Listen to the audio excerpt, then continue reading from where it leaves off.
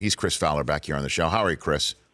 Oh, fantastic, Rich. I still had a natural high. I took a red eye after the Rose Bowl. I was still high on Tuesday from the experience, just being there and being a part of it and witnessing one of the great games that's ever been played in that stadium and one of the great postseason games I've ever seen. And I'd love to just give you the floor on this one before we move on to the national championship game, because I have my 2 cents on why. But what makes that building so special? I mean, what makes that place just an incredible theater for college football, Chris? Everything about it. The backdrop, the mountains, which late in the day you get that golden haze, and it looks like an oil painting that's out behind the stadium, but it's very real, and just the quality of the light and the sense of history in the building. I think that the Rose Bowl tends to elevate anything that happens on that field. So an average game can become a good game, and a great game like that can become an epic part of the history of the sport. And it's hard to explain any better than that.